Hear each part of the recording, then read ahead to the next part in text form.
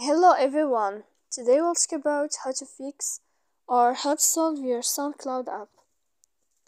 To know how to fix or how to solve your SoundCloud, you should just go to settings. Here in this page you will enter to the window of apps, default apps, app settings.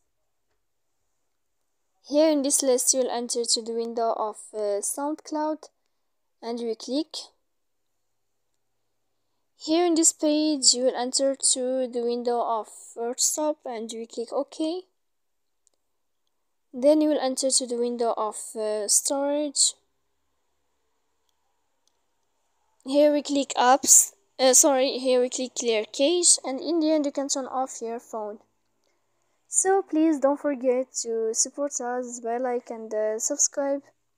See you next time in another video, and thank you for your attention.